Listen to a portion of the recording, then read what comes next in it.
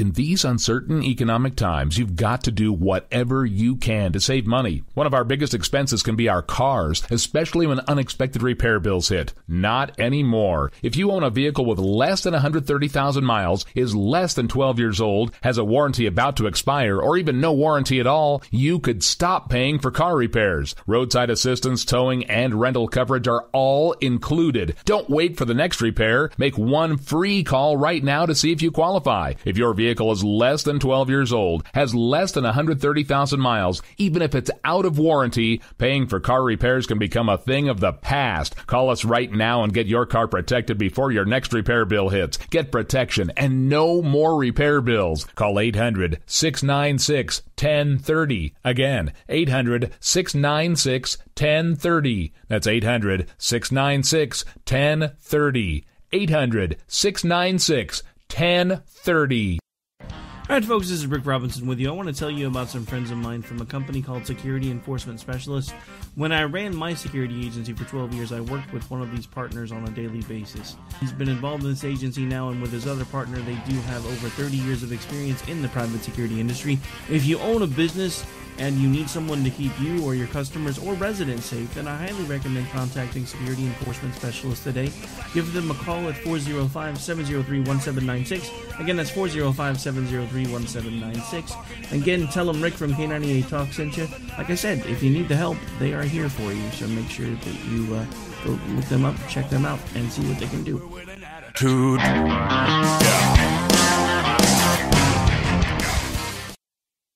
Joe had huge problems with the IRS. I knew it was coming. I hadn't filed taxes since 1990. All the IRS letters coming in added up to a nightmare. It got up to like $68,000.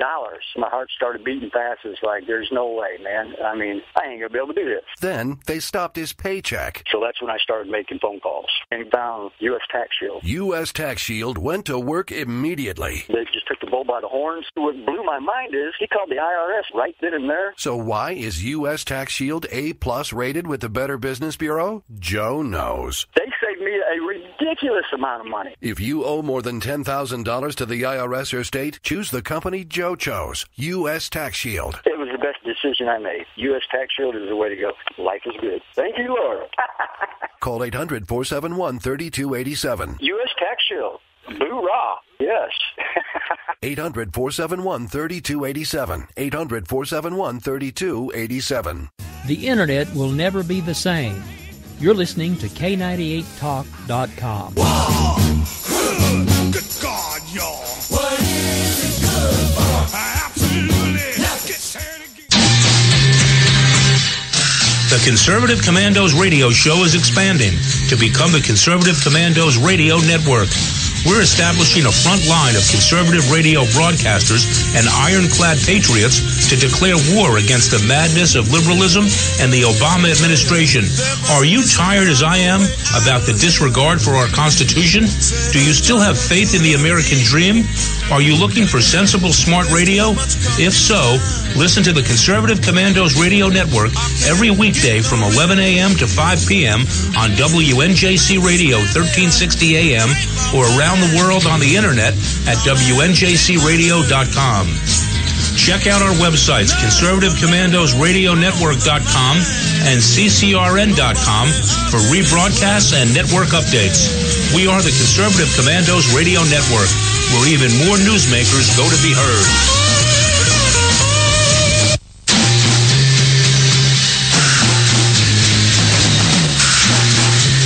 From the East Coast to the West Coast and around the world on the internet, we're coming to you live from the CCRS studios, WNJC 1360 and WIFI 1460. This is the Conservative Commandos Radio Show with your host, Rick Trader. The Conservative Commandos Radio Show, where the newsmakers go to be heard.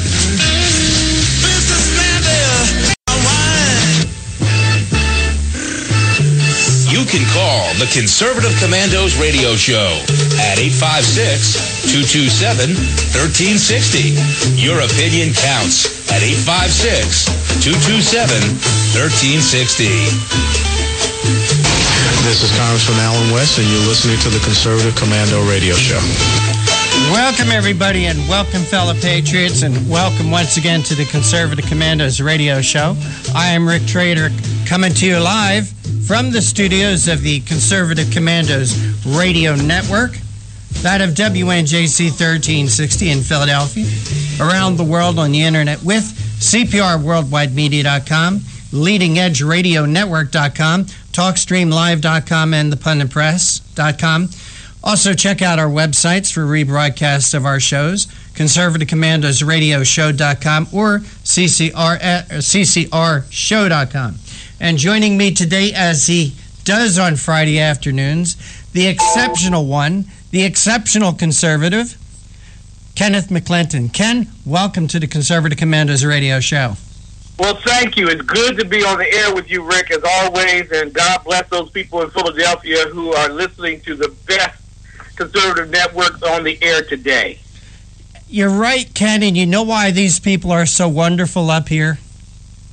Because they are Philadelphia Eagles fans who disdain those Washington Redskins.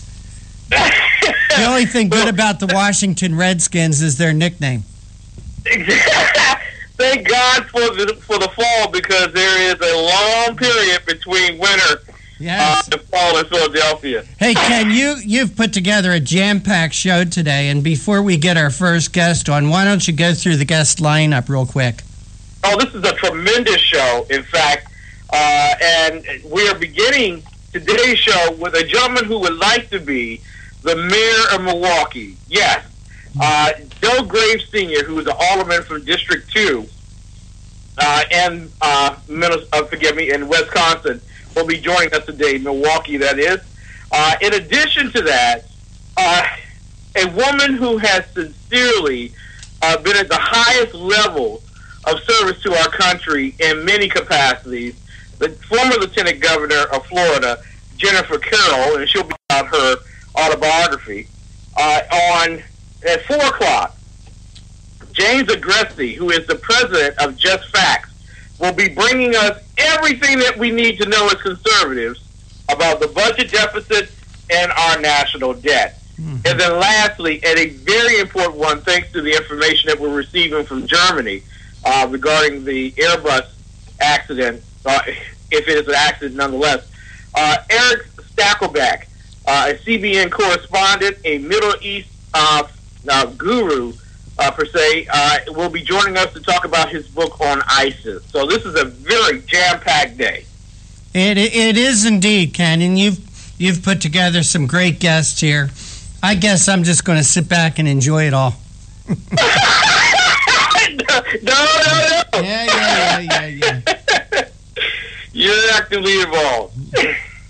So, Ken, we got about a minute before we get our first guest. Anything on your radar screen you wanted to get in real quick? Well, just very quickly on the radar screen, there is a great deal of angst towards Governor Mike Pence out of Indiana for signing a bill that those on the left claim to be discrimination, but yet upholds the right that we have given to us by God to worship and to serve according to our worship without being discriminated against by those on the left. Mm-hmm. So there is a lot of hoobada, whatever is going on in Indiana, and I just think that people around the country need to take a moment to thank Mike Pence for standing up for the First Amendment, and also to prepare themselves to battle at their own state capitals for the right that God has given us. All right, and with that, Ken, we do have our first guest with us. And Ken McClinton, will you please introduce our guest? Almost certainly. Now, for those of you who don't know, Alderman Joe Davis Sr. Is serving on the Milwaukee City Council. He is not a very good friend to the press.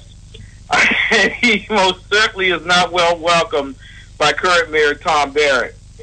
He is running currently for the position of mayor of Milwaukee. He serves on two of the most important committees there, he's chairman there of Economic and Community Development, and also the Sister Cities Committees. for Milwaukee City Council. Alderman Davis is a graduate of Custer High School and Michigan State University, United Association Instructor Program in the state of Wisconsin, Building Trades Apprenticeship. He has been on the front line from cradle to grave, virtually, for those individuals who need to be represented in the great city of Milwaukee, and we're just pleased to have him with us today. Joe Davis Sr., Milwaukee City Council, good day, sir. Glad to have you. Hey, thanks for having me back, Ken, and what a blessed day it is, man. It is a tremendous honor and blessing for us to have you on the air. You are a breath of fresh air out of Wisconsin, specifically Milwaukee, and I just want to find out from you, why aren't you satisfied with the current mayor? Why can't you just go along to get along in the great city of Milwaukee? Well, you know, if a house has smoke coming out of it, you can be assured that there's fire somewhere present. And right now, the city of Milwaukee has smoke coming out of our house. We lead in just about every other negative indicator that it deals with long-term economic growth, especially as it deals with our population as far as African-American male. We lead the country in mass incarceration of African-American males. We have a very high poverty rate in the African-American and Hispanic community, and we have a very high unemployment rate, which is not a good recipe for long-term economic growth. And although we do have a workforce that is ready to go to work, we have done a dismal job on attracting private sector investment and businesses here in the city. And so there should be no reason why anyone here in Milwaukee should be satisfied on the economic conditions, especially as it has long-term implications on public safety, where you see an increase in crime, especially in non-fatal shootings and also in homicide. So you bring up a very valid point, Ken. I am not satisfied with conditions here in the city of Milwaukee, and I will continue to fight to make sure that we right the ship. Now, those who are listening out of the great city of Philadelphia, Pennsylvania, New Jersey, and Delaware, and around the country on our internet stations, are concerned because they know in cities like Milwaukee and Dallas and Chicago and D.C., Democrats have ruled for a long period of time. What would be different with Joe at the helm? There's a couple of things that would be different. Number one, I think that here in Milwaukee, we're in a unique position where a person does not have to run for elected office as far as the mayor or the city council in a partisan race. And I think it's all hands on deck whenever you have these type of economic indicators that both parties need to be brought together, because it's really not about us as far as public officials are concerned, but it's really about the folks that we represent. And if we cannot come together in order to solve the problem, especially the government that is closest to the people. You know, when I go grocery shopping, I can't run away from that burning question that somebody's interested in making sure whether it's their pothole that needs to be fixed, or whether it's their street lighting that's out, or even whether it's a homicide that occurred up the street from them, or they had a shooting in a neighborhood that never had it before.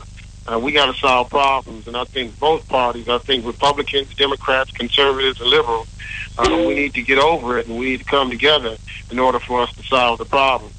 The other thing that's going to be different from a Joe Davis administration is that I'm really going to seek private sector investment, because government can only create a limited amount of jobs. But the private sector, you get a growing private sector where you start having economic investments, not only in the existing business infrastructure, but also attracting new businesses in the area.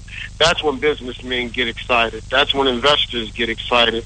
And whether it's domestic or international investment, I think now cities are a lot more competitive, and we need to just kind of feed off each other in order for us to push the envelopes, because we cannot continue on this sustained approach of non-productivity.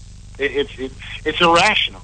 I mean, people cannot be non-productive anymore. Exactly. Listen, we have Joe Davis Sr. online with us today from the great city of Milwaukee. You know that Scott Walker, Paradise, Wisconsin. When he comes back, we want to talk about what's happening with light rail And is Milwaukee building a streetcar to nowhere, like in Washington, D.C.? Listen, we're coming to you live from the Conservative Commandos Radio Network studios. WNJC 1360, our flagship station in Philadelphia, and around the world on the internet with CPRWorldwideMedia.com, LeadingEdgeRadioNetwork.com, TalkStreamLive.com, and ThePunditPress.com. Now, you can listen to our show at any time on our website, www.conservativecommandosradioshow.com and www.ourshow.com. We'll be back with more Joe Davis Sr. in Milwaukee after these messages. I really don't care. That's my prerogative. They say I'm nasty, but The Conservative Commandos radio show is expanding to become the Conservative Commandos Radio Network. We're establishing a front line of conservative radio broadcasters and ironclad patriots to declare war against the madness of liberalism and the Obama administration.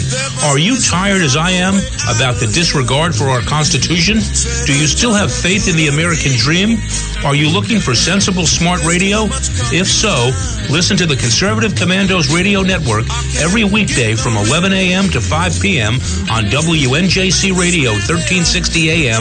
or around the world on the internet at WNJCradio.com. Check out our websites, ConservativeCommandosRadioNetwork.com and CCRN.com for rebroadcasts and network updates. We are the Conservative Commandos Radio Network, where even more newsmakers go to be heard. Hi, this is Bob Vide, owner of Bob's Little Sports Shop in Glassboro, New Jersey. I've had the opportunity to travel in many foreign countries, and I've seen what happens to people when they lose their freedom. I wrote this poem. Give us freedom was the cry as they marched throughout the night. At Concord Bridge in Trenton, for freedom they would fight. To build a nation that would last with peace and liberty, it is a job that's never done if we are to be free. They wrote a declaration to announce that we are free, then a constitution for all the world to see. But this is ink on paper. We must make it last. It must always be defended, and that is quite a task. Today the battle rages for freedom in our land. To save our Constitution, we all must take a stand. We must stand up for freedom in our actions every day, and you can stand up with us. Join the NRA. This is Bob Biden of Bob's Little Sports Shop in Glassboro, New Jersey. You may call us at area code 856-881-7575 or visit us online at bobslittle.sportshop.com. You can call the Conservative Commandos radio show at 856-227-1360. Your opinion counts at 856-227-1360. This is Congressman Alan West, and you're listening to the Conservative Commando Radio Show. The Conservative Commandos Radio Show with Ken McClinton and yours truly, Rick Trader, coming to you from the studios of the Conservative Commandos Radio Network, WNJC 1360, around the world on the internet. Our guest this segment is Alderman Joe Davis Sr. He's a city council member in Milwaukee. He's campaigning for mayor. Mr. Davis, thanks for holding through the break. We appreciate your time. Oh, my pleasure. My pleasure. Mr. Davis, before I hand you back to my good friend, Kenneth McClinton, I have a question for you. Seems like we have an epidemic in this country, especially in our major cities. Most people will agree that our major cities is infested with crime, with drugs, with poverty, lack of jobs, and yet every major American city in this country is controlled by the Democrat Party. Yet the voters in these cities continue to vote for the same people that have no solutions for the problems that I just outlined. What's the solution to this epidemic? Well, first of all, we have to realize and acknowledge that there is a problem. So many times we want to stick our heads in the sand and tell everybody that everything is okay. But yet and still things continue to get worse. We have to understand that cities have to establish a data-driven methodology in order for us to solve problems. And those problems are real. And the economic indicators, the social indicators, are a good way for us to tell everyone about job performance. Now, if you're in a private business and you have a customer and you sell your customer an inferior product, that customer more than likely will not give you additional orders. Here in Milwaukee, as far as our public school systems are concerned, we're turning out an inferior product. Our graduation rate is dismal. We find that our kids are coming to school with an impoverished, background, and those are economic indicators that the product that we're turning out in our school system cannot compete on behalf of not only the city of Milwaukee, but also on behalf of this country. Because I always tell folks, our stocks are not competing with each other domestically. Mm-hmm. They're competing with an international element. So, if in fact we know that there are a systemic problem with us performing, then the voter needs to understand that they have options. And that's where all of us who really care about not only the cities and towns and villages that we live in, but for this country, we just need to step up to the plate and put ourselves on the line in order for us to make a difference. And that's what I'm doing here in Milwaukee. Mr. Davis, the problem you described in Milwaukee seems to me could be echoed in every major city in the country. Okay? Schools here in Philadelphia are atrocious. Dropout rates are horrendous. But people still vote for the Democrat. There has not been a Republican voted mayor in Philadelphia, I think, in 60 or 70 years. And you could say that for just about every major city. And you see the problems, and I see the problems. However, I'm not sure the voters in these cities see the problems because they keep re-electing the same people over and over and over again. I was watching TV last night. There was an advertisement for a gentleman who's running for mayor in Philadelphia, okay? And he talks about that, he's the one that's going to bring jobs and prosperity to the city. He is the one who's going to fix the schools. And he is the one that is saying the same thing that every politician that has run for mayor in Philadelphia has said for the last 60 years. But people still continue to make the same mistake over and over and over again. And in my opinion, that's the definition of insanity. But yet, this is what the reality is. Well, I think, what you're going to find is that there's going to be older and wiser young individuals, and I consider myself over 50. So I'm old enough to be wise, but I'm young enough in order to bring in a youthful movement that's going to be open for new ideas.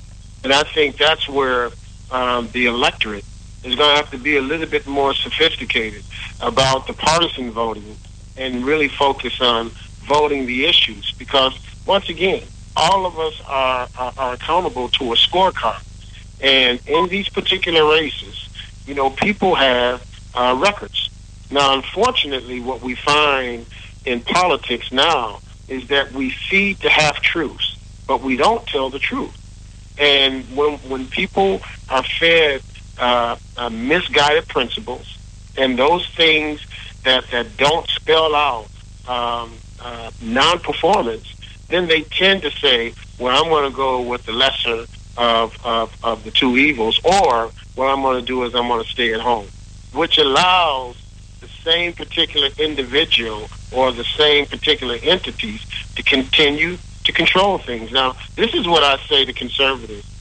Let's get a chance to know each other, especially from the African-American community, because my pain should be your pain. And certainly, I understand from a conservative point of view, the liberties and everything that conservatives really want to talk about and trying to retain, because the Constitution is very important for everybody in this country.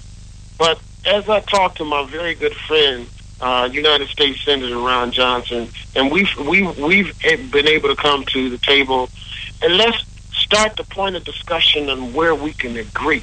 Because if we start the discussion on where we disagree, it's a non-starter.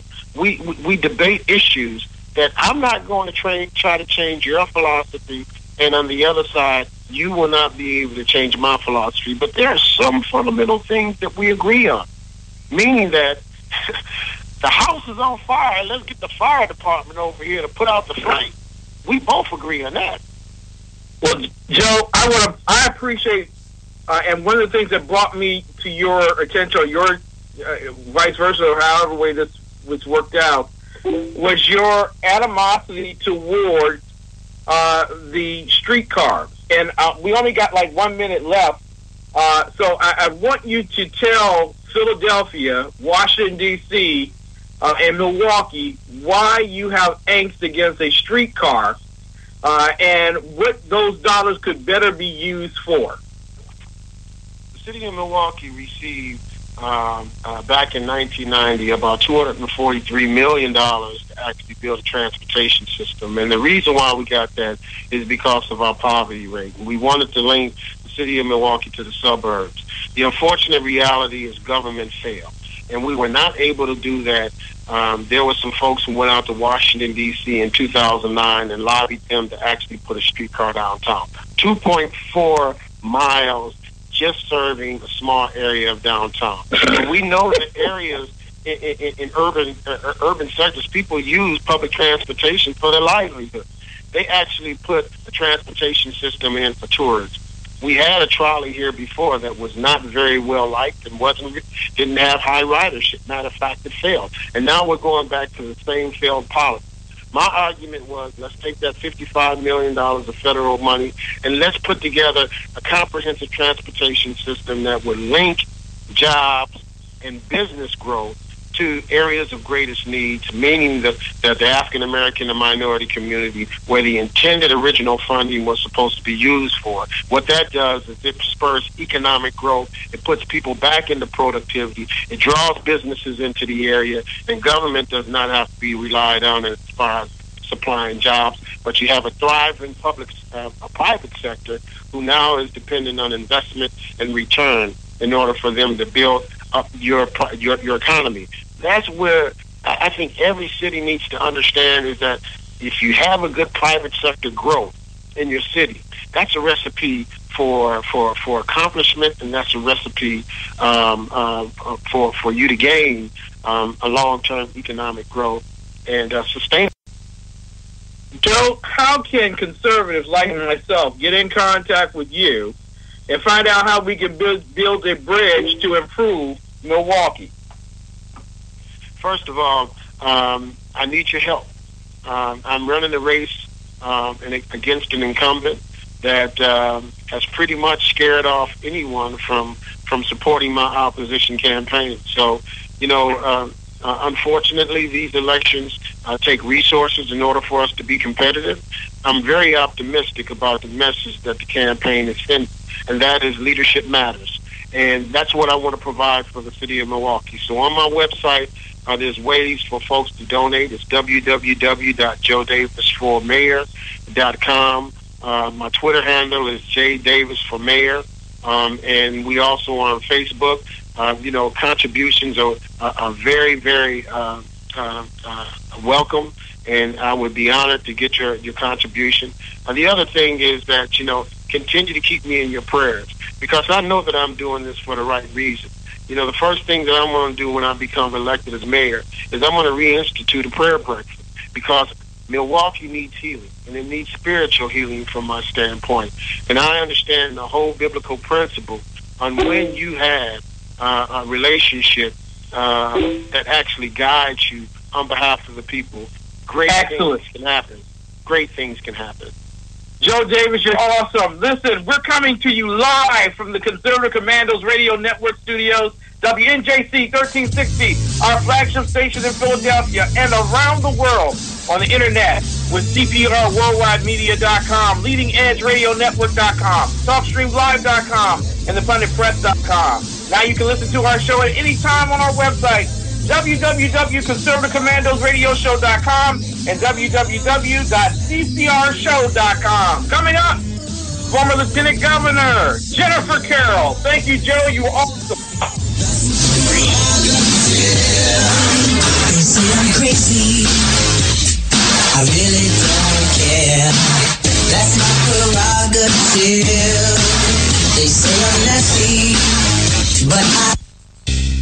If you're in a crash and have little cash, come to AJ Auto Body. We handle insurance claims fast, and repairs are guaranteed to last at AJ Auto Body. Come check us out, and without a doubt, you'll be satisfied. That's 1345 Delsey Drive in Deptford, New Jersey. Family owned and operated for 30 years. We are a fully licensed and insured auto repair facility located at 1345 Delsey Drive in Deptford, New Jersey. We are your friend in the business. So stop in for a free estimate or call us at 856-251-0096. Check us out on the web at www.ajautobody.net.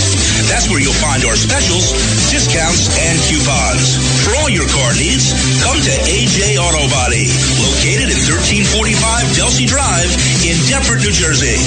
856-251-0096. I started out with a 410 and moved to a 20 gauge.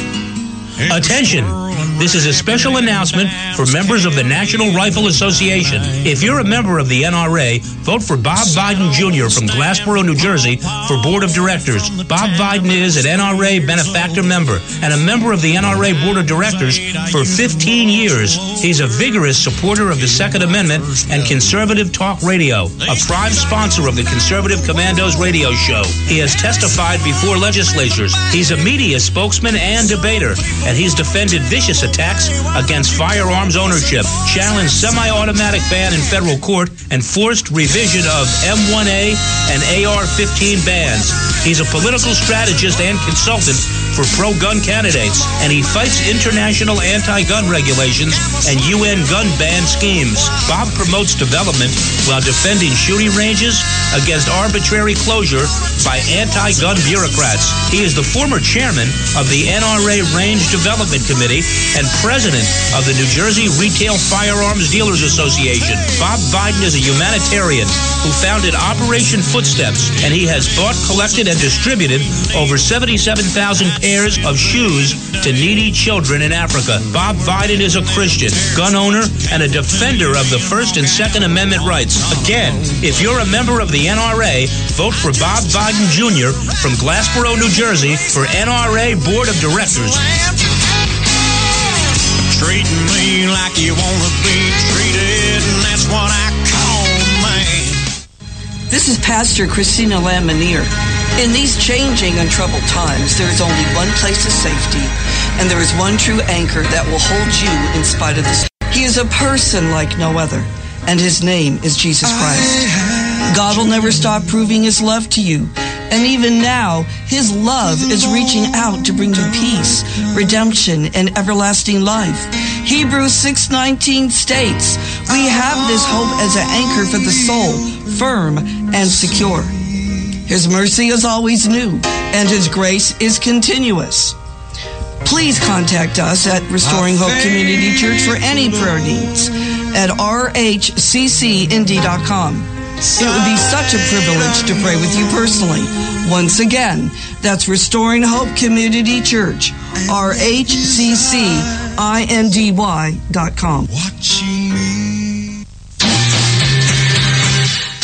The Conservative Commandos radio show is expanding to become the Conservative Commandos radio network. We're establishing a front line of conservative radio broadcasters and ironclad patriots to declare war against the madness of liberalism and the Obama administration. Are you tired, as I am, about the disregard for our Constitution? Do you still have faith in the American dream? Are you looking for sensible, smart radio? If so, listen to the Conservative Commandos Radio Network every weekday from 11 a.m. to 5 p.m. on WNJC Radio 1360 a.m. or around the world on the internet at WNJCradio.com. Check out our websites, ConservativeCommandosRadioNetwork.com and CCRN.com for rebroadcasts and network updates. We are the Conservative Commandos Radio Network, where even more newsmakers go to be heard.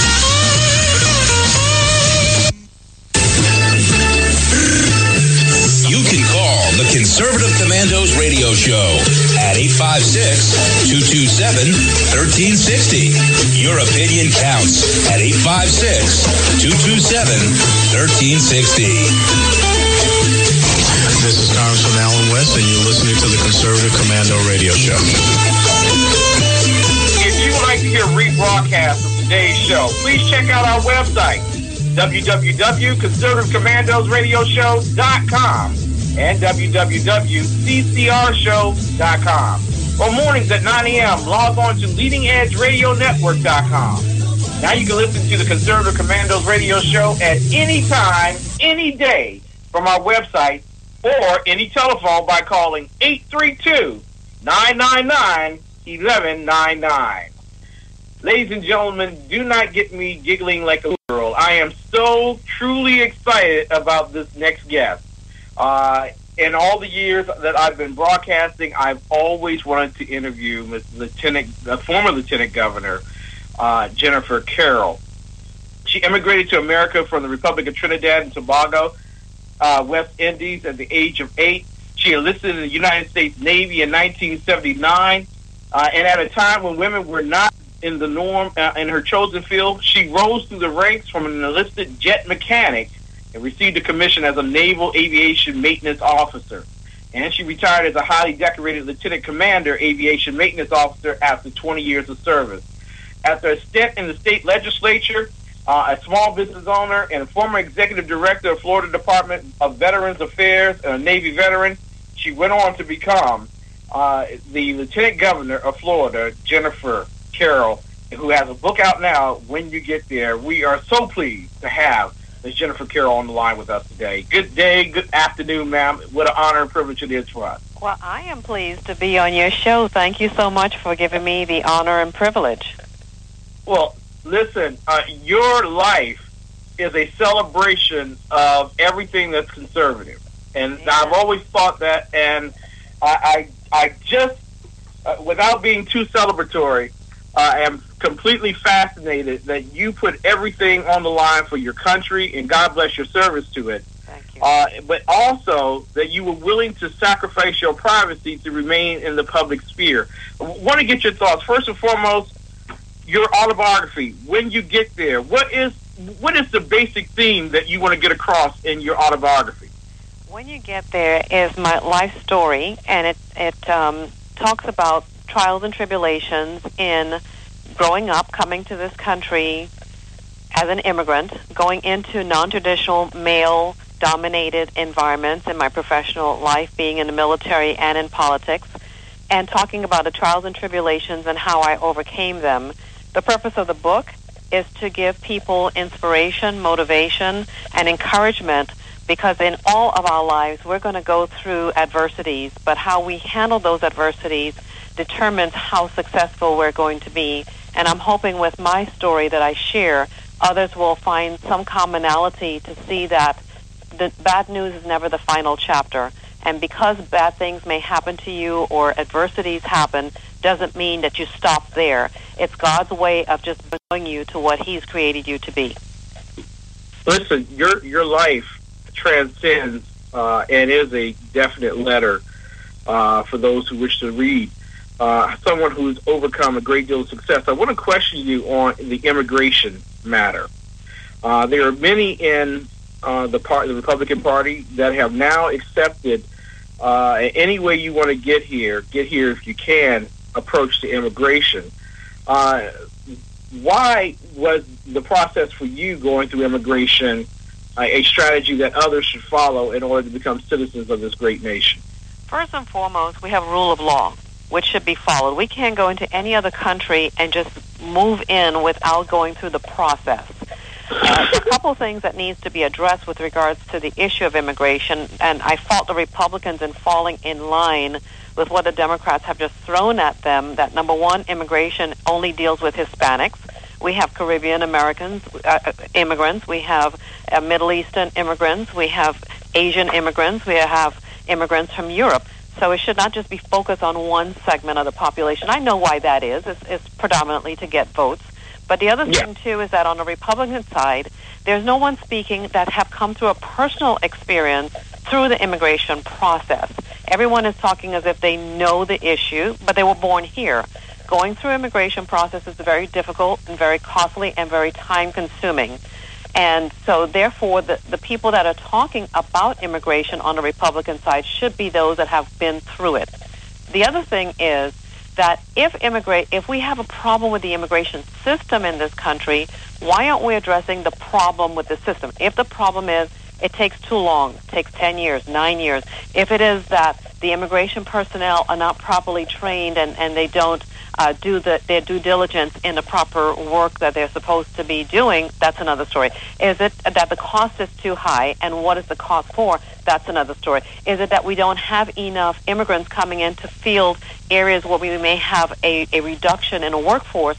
That's another story. But those things are not being tackled and addressed. It only comes across as you just want to give amnesty. We can't send a whole millions of people back, so therefore we have to turn a blind eye. What about all the people that have come through the process legally, have waited their turn in line, and now you're going to have others just come get all the subsidies in the world without paying into the system and reward them to begin with, which is coming here illegally? Is that simply because we as a nation have lost our backbone for the respect of rule of law, and especially the Republican Party lost their compass when it comes to dealing with electoral affairs? I think what it is that the people that are in power have got so drunk with power, they don't want to relinquish it. And if they feel that any issue is going to give them a black eye or perception of a black eye come election time next go around, they may lose their seat. And they'll rather hold on to their seat and power so much so than doing what's right for this country, by this country, for its citizens. Now, we have only about a minute before we go to our break. And when we come back, I want to talk with you about the state of America for blacks and Hispanics and the direction of the Republican Party. But if you could give just a few words to there, because there's a little girl out there during drive time in the back of their father's car who's listening to you right now, Honorable Jennifer Carroll, and is hearing a young woman who went through everything to the highest of heights and came through with shining colors. And she's sitting in the back of their car wondering, can this happen for me? It can definitely happen for her if she stays true to herself, keep her Lord and Savior Jesus Christ near and dear to her heart or her God, and stay grounded and focused and humble in the process. She too can achieve higher heights than I have. Wow. Now, in finality there, is there hope for an illegal immigrant coming to this country to follow the right path and get to where you've been? Absolutely. If I have done it, many can do it. But the key is following the rules. If we are encouraging and taking people to court for not following the rules that are citizens in this country and turn a blind eye for anyone else, then we are doing our justice system a disservice. Listen, we're coming to you live from the Conservative Commando Radio Network studios, WNJC 1360, our flagship station in Philadelphia, and around the world on the internet with CPRWorldwideMedia.com, LeadingEdgeRadioNetwork.com, TalkStreamLive.com, and ThePunditPress.com. Now, you can listen to our show at any time on our website, www.ConservativeCommandosRadioshow.com and www.CCRShow.com. We'll be back with more from former Lieutenant Governor Jennifer Carroll. They say I'm crazy, I really don't care. That's my prerogative. They say I'm nasty, but The Conservative Commandos radio show is expanding to become the Conservative Commandos Radio Network. We're establishing a front line of conservative radio broadcasters and ironclad patriots to declare war against the madness of liberalism and the Obama administration. Are you tired, as I am, about the disregard for our Constitution? Do you still have faith in the American dream? Are you looking for sensible, smart radio? If so, listen to the Conservative Commandos Radio Network every weekday from 11 a.m. to 5 p.m. on WNJC Radio 1360 a.m. or around the world on the internet at WNJCradio.com. Check out our websites, conservativecommandosradionetwork.com and ccrn.com for rebroadcasts and network updates. We are the Conservative Commandos Radio Network, where even more newsmakers go to be heard. Hi, this is Bob Vide, owner of Bob's Little Sports Shop in Glassboro, New Jersey. I've had the opportunity to travel in many foreign countries, and I've seen what happens to people when they lose their freedom. I wrote this poem. Give us freedom was the cry as they marched throughout the night. At Concord Bridge in Trenton, for freedom they would fight. To build a nation that would last with peace and liberty, it is a job that's never done if we are to be free. They wrote a declaration to announce that we are free, then a constitution for all the world to see. But this is ink on paper. We must make it last. It must always be defended, and that is quite a task. Today the battle rages for freedom in our land. To save our Constitution, we all must take a stand. We must stand up for freedom in our actions every day, and you can stand up with us. Join the NRA. This is Bob Biden of Bob's Little Sports Shop in Glassboro, New Jersey. You may call us at area code 856-881-7575 or visit us online at bobslittle.sportshop.com. You can call the Conservative Commandos Radio Show at 856-227-1360. Your opinion counts. 856-227-1360. This is Congressman Alan West, and you're listening to the Conservative Commando Radio Show. Welcome back to the Conservative Commandos Radio Show with Ken McClinton and yours truly, Rick Trader, coming to you from the studios of the Conservative Commandos Radio Network, WNJC 1360 in Philadelphia, and around the world on the internet. And our guest this segment is former Lieutenant Governor of Florida, Jennifer Carroll. And this is quite an impressive young lady. She's a former naval officer, decorated lieutenant commander, aviation mechanics officer, state legislator in Florida for over 7 years, small business owner, and the former executive director of Florida Department of Veterans Affairs, and as I said, a Navy veteran. Her book is When You Get There, an autobiography. Jennifer, thanks for holding through the break. We do appreciate your time. I appreciate you, Rick and Ken, for having me. I hope your listeners are getting food for thought. Absolutely. And Jennifer, let me ask you a little bit about your book. First of all, why would anybody want to read it? Anybody will want to read my book because it shares a story of many of the struggles in our lives and the things that we go through. And some people handle the struggles differently than others. Some come out of it just fine, and others need a little assistance. Mm-hmm. I share a story in my book about a friend of mine who went through some difficulties but handled it in a wrong way. He committed suicide. Wow. And many people may turn to drugs and alcohol or get abusive with their family or just do destructive things to themselves, feeling that they're the only ones who are going through these issues and have no one to turn to. But in my book, when I share my stories, I inform people, and every chapter I start with a Bible verse. And I share with people that through my faith in God, He was there with me. He never forsake me. He was there holding my hand and guiding me through it all, making me come out of those situations even stronger and more prepared for what the blessings were that He had in store for me. And that's what people need to realize, that they're never going through these struggles alone. There are many people that you don't even know that have gone through the same things, and they have come out of it just fine, that you're not alone, that you have your faith, you have your friends and family that can help you to push you and propel you to higher heights.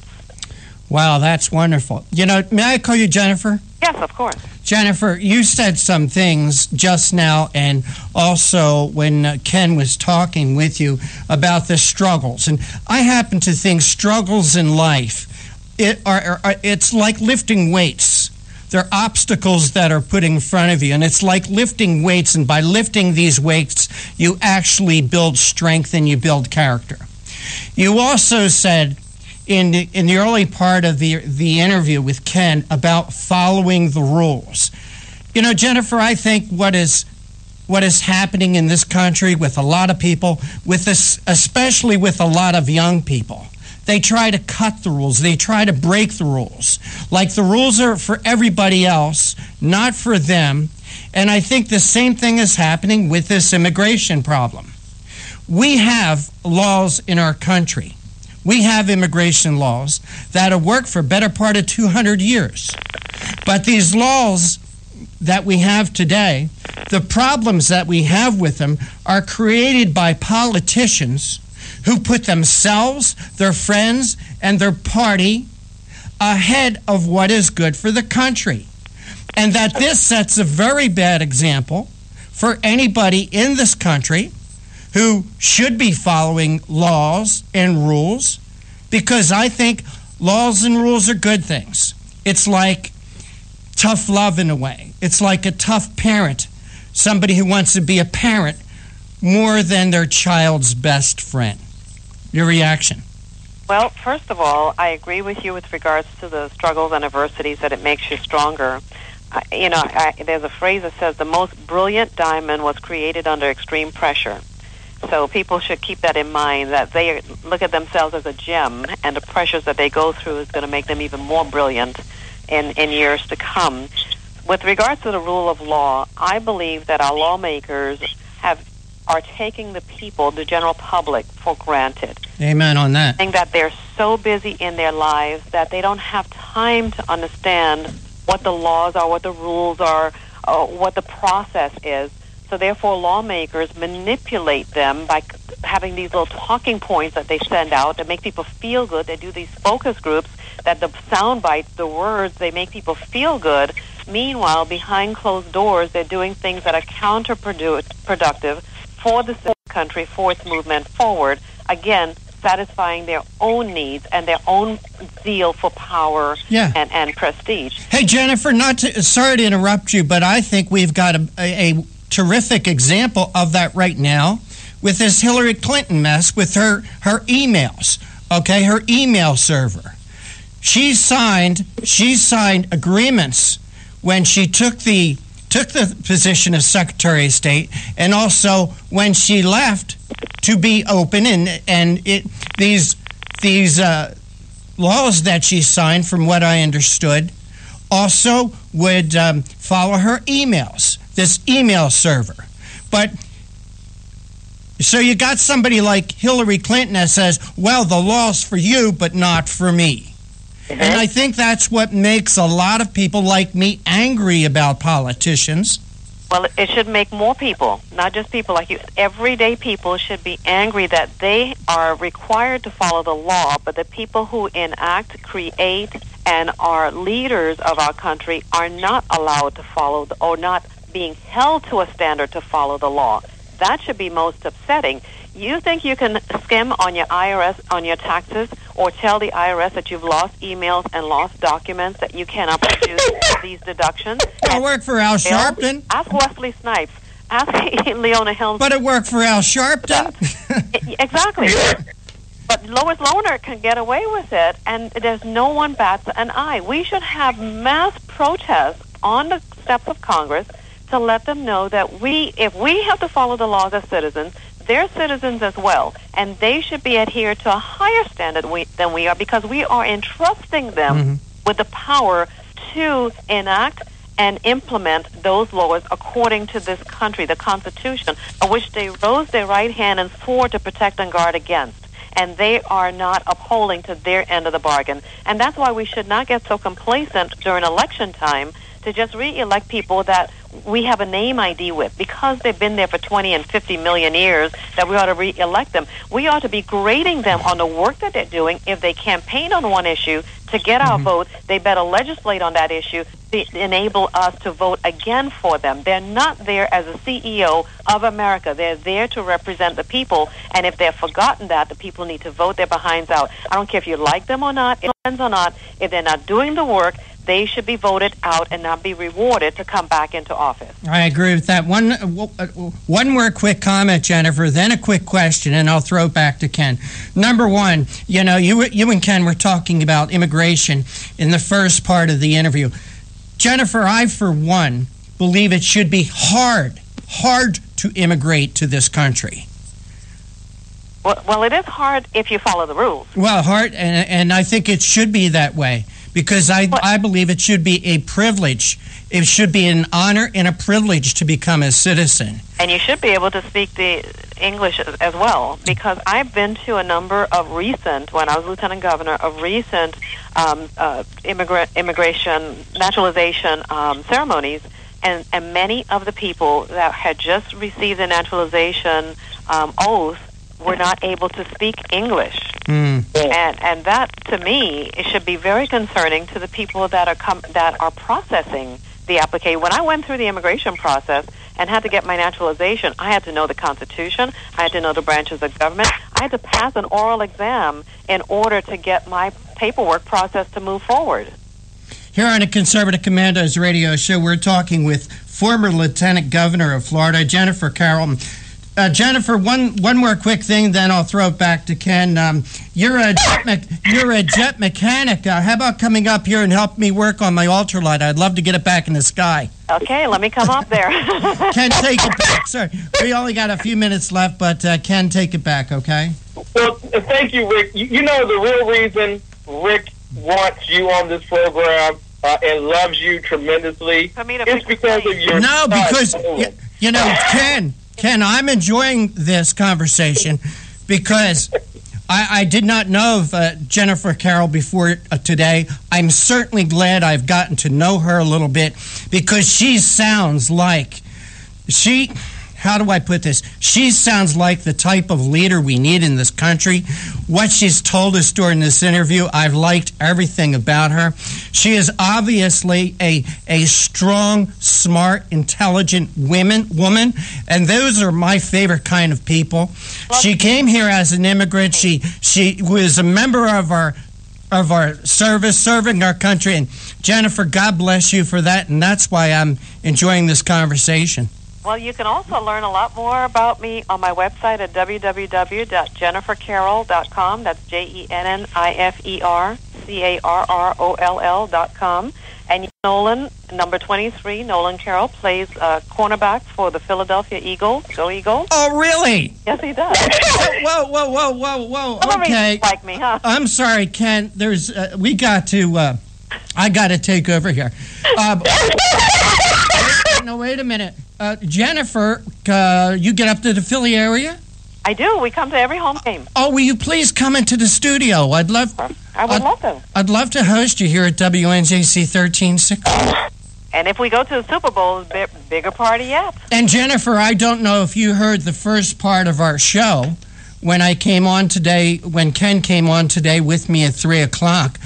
He was talking about the great people here in Philadelphia, and I was telling him it's because they're Eagle fans and they don't like those stinking Washington Redskins. Listen, when Jennifer goes back to Philly, I will come up on the weekend for the Redskins Philly game. Oh, I love that idea. We have the tissues for you. That would be wonderful.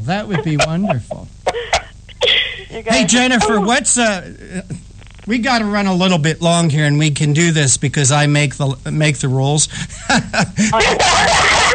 Jennifer, what's your son think of Chip Kelly? Chip Kelly is a great coach. My son likes him a lot. He's forward-thinking. He's fast-paced, and sometimes for slower people, it's hard to keep up. But I say, we trust him. We have a good coach in our hands. He understands the defense. He understands the bottom line, and he puts people in a position so that we can win. And I think we had a good stint last year. We had some little hiccups with the quarterback and some of the executions, but you know what? You learn and you move forward, and I think he's building a good team for us to have successes this year, so we'll see how it goes.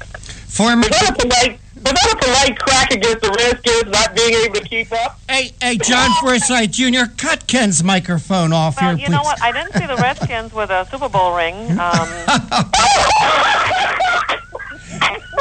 this year.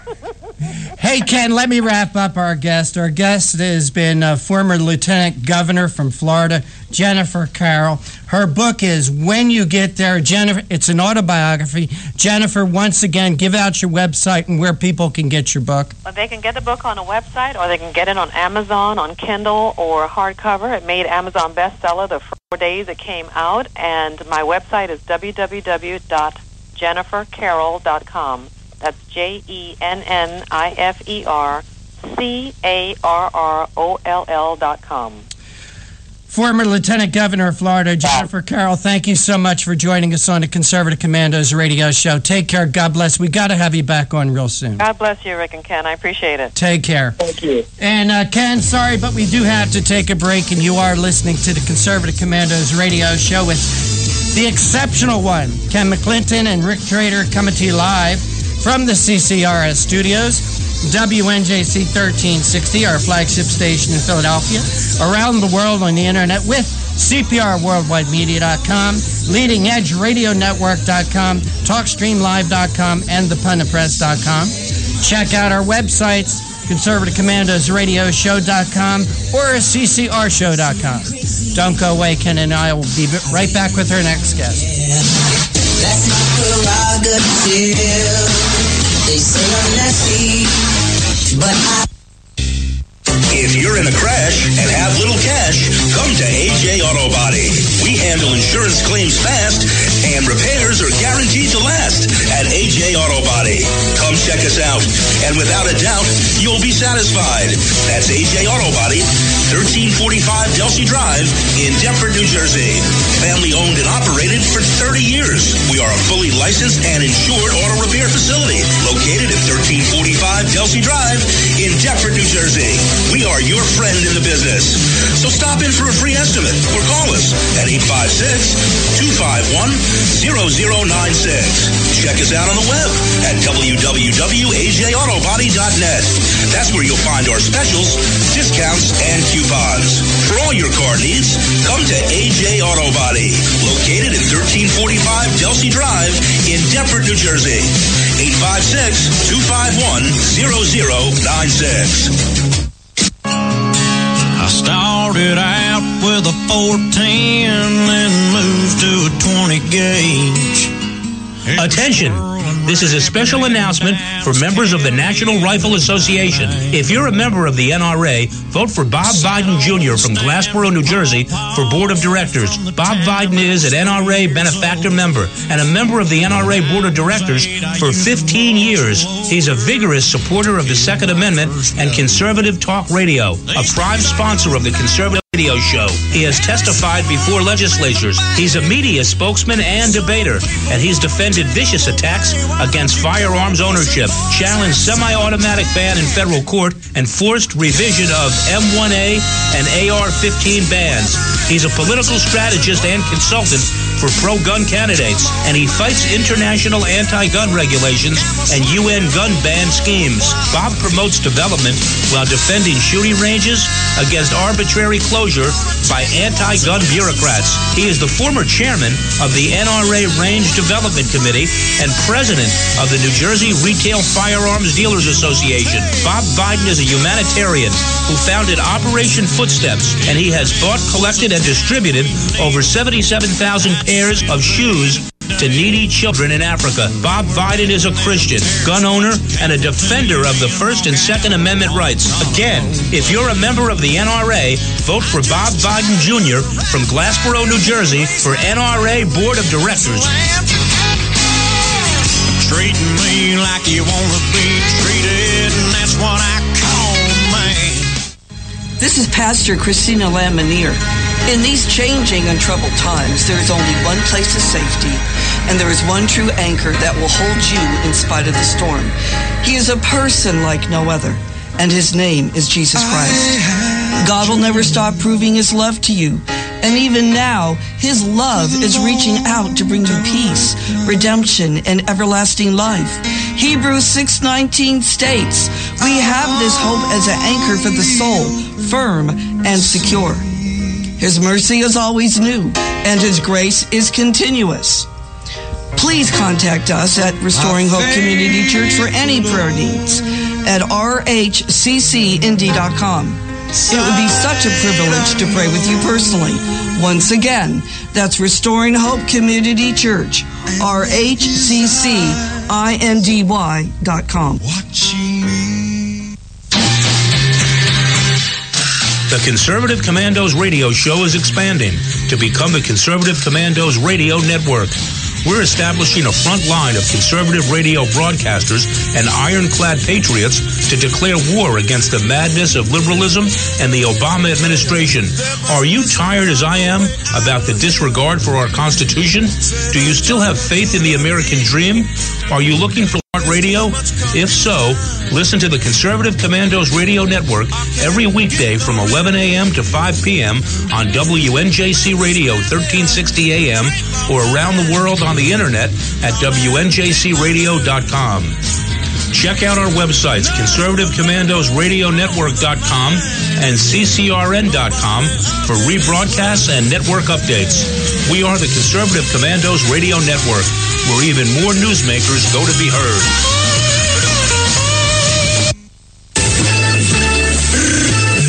You can call the Conservative Commandos Radio Show at 856-227-1360. Your opinion counts at 856-227-1360. This is Congressman Alan West, and you're listening to the Conservative Commando Radio Show. Welcome back to the Conservative Commandos Radio Show with Ken McClinton. Yours truly, Rick Trader, coming to you from the studios of the Conservative Commandos Radio Network, that of WNJC 1360 in Philadelphia and around the world on the internet. And the Conservative Commandos Radio Network is something new here at WNJC 1360. It's a bunch of great conservative voices. We start every day at 11 a.m. Eastern. We go up through our show to Conservative Commandos Radio Show at 5 p.m. Please make sure you tune in every day at 11. Our leadoff show is The Real Side with Joe Messina. Great thought and commentary. Ken McClinton, we do have our next guest with us. Please make the introduction. Almost certainly. This is a very good friend and as well a very brilliant think tank head. James Agresti is the president of Just Facts. It's a think tank dedicated to researching and publishing verifiable facts about public policy issues. He has a bachelor's of science in mechanical engineering from Brown University and has served with the responsibilities of chief engineer for a firm that customizes helicopters. He is also the author of Rational Conclusions, a meticulously researched book evidencing factual support for the Bible across a broad array of academic disciplines. It is a book that's on my library shelf. Without further ado, I want to introduce to some, present to others, James Agresti, president of Just Facts. Good day, sir. Listen, you are here to tell. Thank you for that introduction. It is great to be on your show again. I feel like I'm putting on an old, comfortable sweat with you. You're just great fun to be with, and love being on your show. So thanks for having me. And listen, this is the kind of show where you can be assured that Jennifer Carroll will come on and smack talk your football team. So that's the way, very comfortable. That's because those stinking Washington Redskins deserve it. That's all I got to say about that. And James Agresti, since you're in North Jersey, I'll say the same thing about those loser New York Giants too. So getting started off on a great start with your friends, Ken. It's safe for you to do that via phone. We'll see if there you go. There you go. Listen, James. Listen, you are a great friend, great Christian, conservative as well. What was the purpose of putting together Just Facts and your motivations for doing that? Well, it actually started as a hobby back in 1996. My brother started this website because we were frustrated by a constant influx of misinformation from the media wherever we looked. And there was a lot of opinion and very few concrete facts that were not half-truths. In other words, facts that painted an accurate picture in people's minds of what was going on instead of some very narrow focus at something, this little factoid that really didn't explain things. So we put this together just to get the truth out there to people. Well, you have been doing a wonderful job of that recently on Fox News as well. And I want to bring us to the issues for why you're here. Just the other night, the Obama budget was voted down by the U.S. Senate 98-1. And the House just recently, I believe it was last night in the midnight hour, passed a budget bill that they're going to send to the U.S. Senate and then forward to the 1600 Pennsylvania Avenue for signing. With all that going on, all that drama, what exactly is our budget deficit, and why do we have a budget deficit to begin with? Okay. Well, our budget deficit in the 2014 fiscal year was $500 billion, or $500 billion. Why do we have it? Well, because we spend more than we take in. That hurts my chest. $500 billion. Yes. Now, but that's not even the worst part of it, Ken, because what the Obama administration will say, and a lot of other people will say, is, well, the deficit is declining relative to what it has been. Okay, but here's a news flash. We, the American taxpayers and citizens, we don't owe the budget deficit from a single year. We owe the entire national debt, the accumulation of all the budget deficits over time since the history of this country. And our national debt right now is $18.2 trillion. And these numbers, they're huge numbers, and there's really no sense of context for it. But we try to do that with just facts, not just give facts, but contextualize them so the average person will know what this means. And so let me just contextualize the national debt for a moment. Okay. It's about $57,000 for every person living in the U.S., about $148,000 for every household in the U.S., about 103% of the nation's entire domestic product, and 540% of annual federal revenues. It is larger right now as a percentage of our economy than it has ever been in the history of our nation, except for 3 years near the peak of World War II. And that debt at the peak of World War II came right down after the war, dramatically. It's graphed, actually. If you go to justfacts.com and scroll down to our research on the national debt, you'll see a graph that shows it over time. But it's worse now than it was then, because right now, if we continue on our current spending path, according to the Congressional Budget Office, we are going to permanently eclipse this level from World War II. And it will have grave consequences for this nation, for our children, and future generations. Now, for those who are following along at home, who love using the terminology without the understanding, can you define for us what exactly is the national debt? It is, okay, that's a great question, Ken. It is the money that the Treasury Department registers that the nation owes to different entities, that the federal government owes to different entities. Now, some of that is owed to American citizens who own Treasury bonds, or some is owed actually to other federal agencies like the Social Security Administration. Some is owed to foreign governments. Some of it is actually owed to the Federal Reserve Bank. So it's what's officially on the books. Now, what's interesting about that is the federal government, when they force private corporations to account for their obligations and their debt, they have very strict accounting standards that they make them adhere to. And if you apply those accounting standards to the federal, what the federal government owes, because, see, the federal government owes $7.8 trillion in liabilities that aren't even accounted for in the national debt.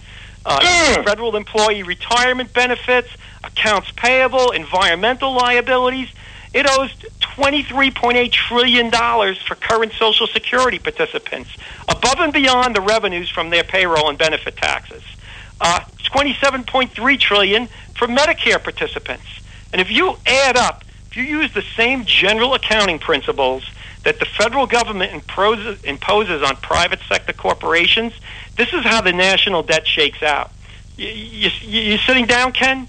Because barely. I'm talking about the government, but the government, who pays the bills for the government if not taxpayers, if not you and me and other people that are paying taxes? Okay, so get this. If you tally all this up, it comes to about $71 trillion, which is 92% of the combined net worth of all U.S. households and nonprofit organizations, including all assets and savings, real estate, corporate stocks, private businesses, consumer goods like automobiles. And if you break this down on a household basis, so I'm just talking about the federal government. What the federal government owes, it almost owes the entire accumulated worth of our entire nation as accumulated since its founding. It comes to about $224,000 for every person living in the U.S., or $580,000 for every household in the U.S. That's your share, Ken. I don't know about you, but I don't have that laying around. I don't have it laying around. Ladies and gentlemen, I don't know if you have it laying around. Listen, James Agresti will be back, and I'm glad that we're putting these numbers in a relative term so that you'll be able to talk with your fellow liberal at the Starbucks who would prefer to talk about race. Listen, we're coming to you live from the Radio Network studios, WNJC 1360, our flagship station in Philadelphia, and around the world on the internet with CPRWorldwideMedia.com, LeadingEdgeRadioNetwork.com, TalkStreamLive.com, and ThePunditPress.com. Now you can listen to our show at any time on our website, www.conservativecommandosradioshow.com and www.ccrshow.com. We'll be back with James Agresti. Wow, those numbers. I really don't care. That's my prerogative. They say I'm nasty, but The Conservative Commandos radio show is expanding to become the Conservative Commandos radio network. We're establishing a front line of conservative radio broadcasters and ironclad patriots to declare war against the madness of liberalism and the Obama administration. Are you tired, as I am, about the disregard for our Constitution? Do you still have faith in the American dream? Are you looking for sensible, smart radio? If so, listen to the Conservative Commandos radio network every weekday from 11 a.m. to 5 p.m. on WNJC Radio 1360 a.m. or around the world on the internet at WNJCradio.com.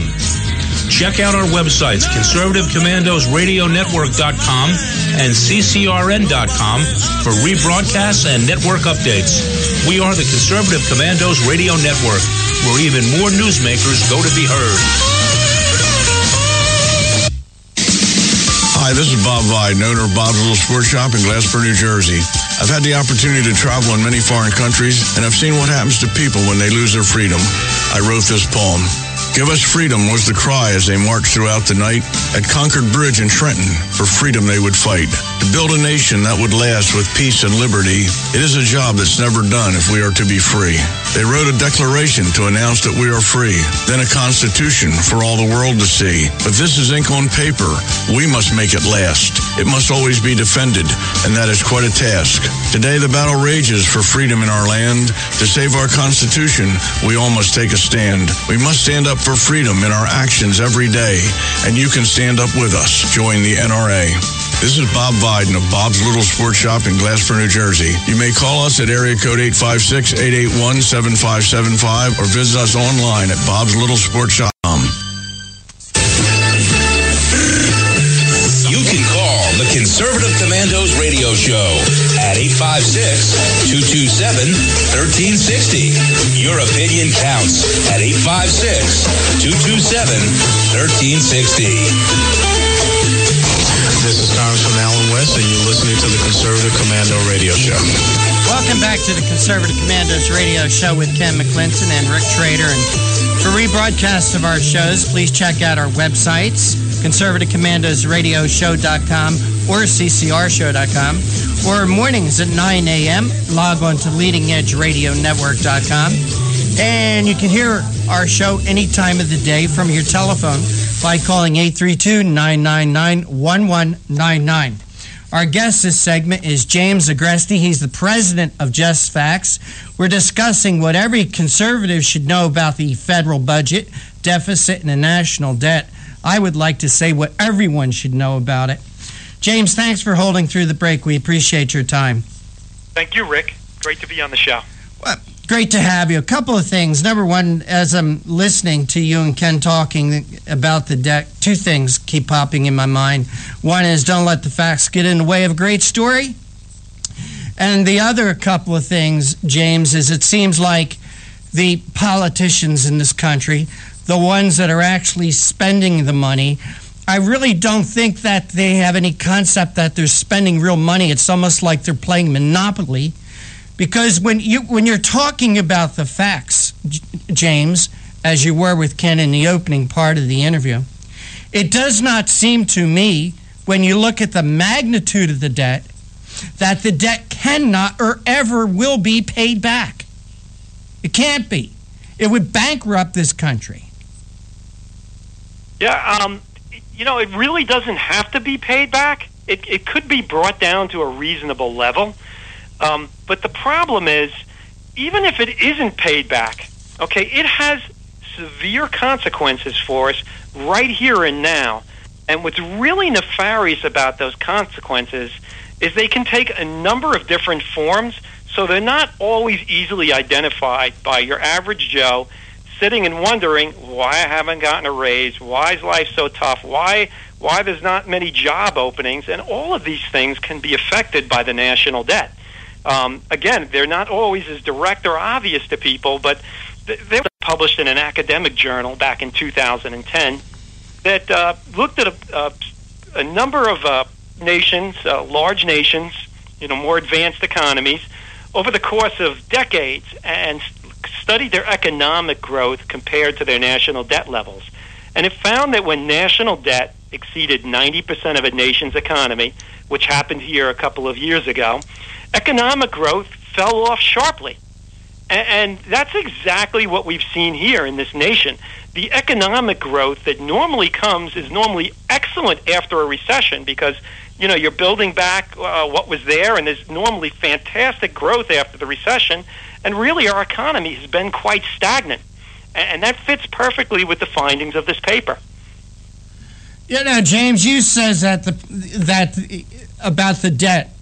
I believe that the problem is no one is willing to do anything about it, to take the real steps to do anything about the debt.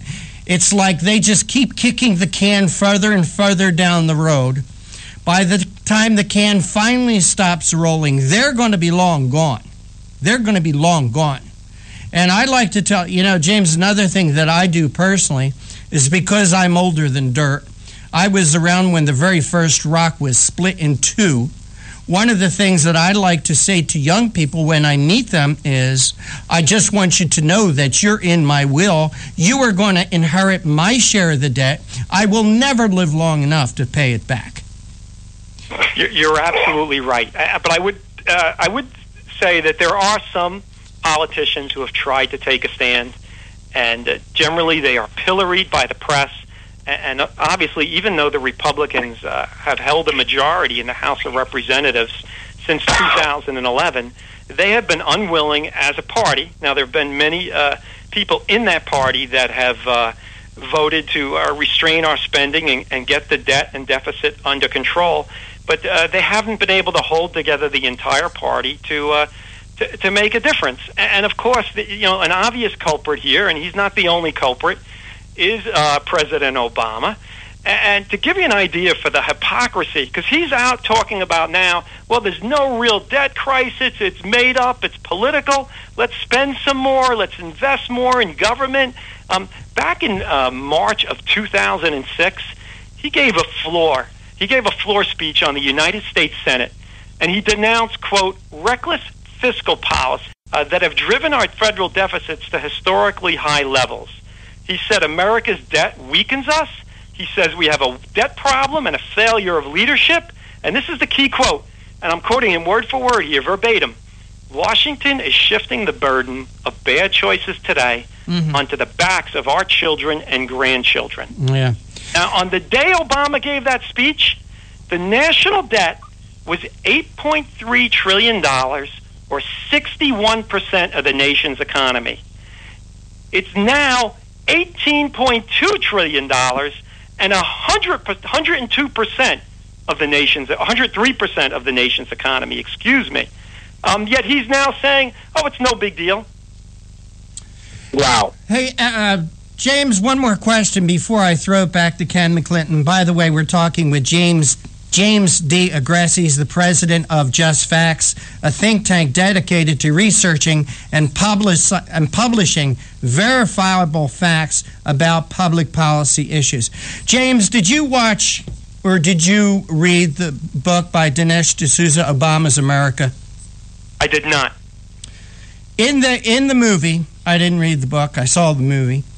In the movie, he talks about the debt of mass destruction, that it is Dinesh D'Souza's belief that Barack Obama is purposely leading our country down this road.